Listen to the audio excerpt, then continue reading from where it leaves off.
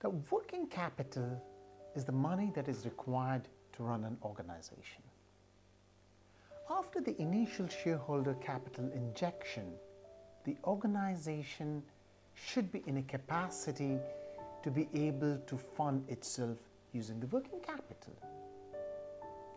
Now, engineering theory states that we cannot have a perpetual motion machine, that is, a machine that can continue to be in motion without any external influence or any external energy on it.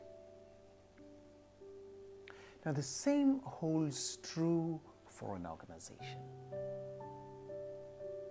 The working capital is the energy that the company needs to keep it in motion. Simply defined, it is the money that can be readily converted into cash to pay for the suppliers and the short-term liabilities that the company incurs.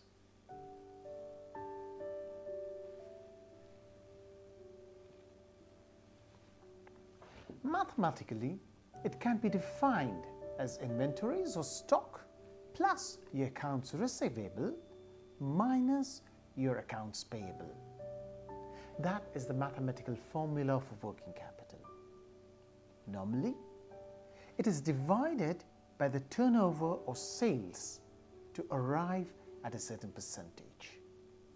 Now, the ideal situation, of course, is a negative working capital, like it in the case of a fast food restaurant where the inventories are kept extremely low, the customers pay immediately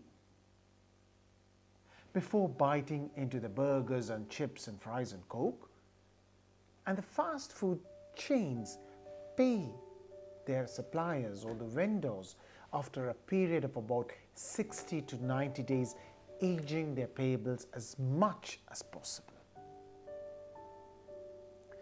Now, while I was in China working for Nestle, we used to have a nearly zero working capital.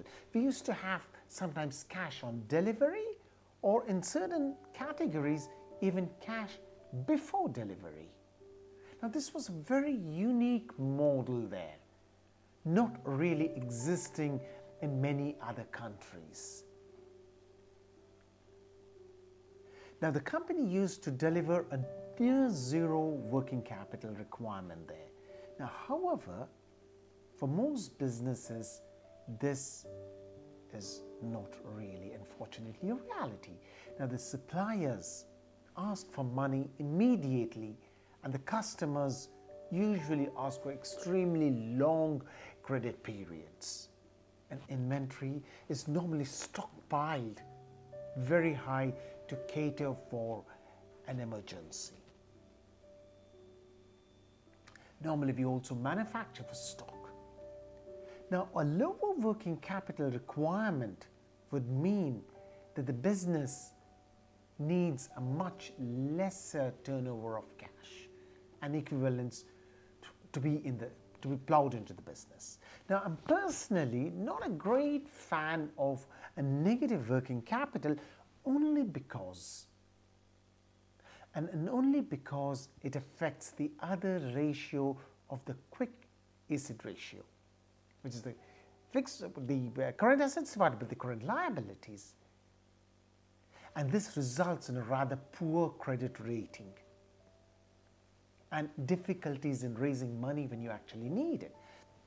Now, a negative working capital means that we are at the mercy of our suppliers to grant us that extremely long credit period to keep our operations churning and running.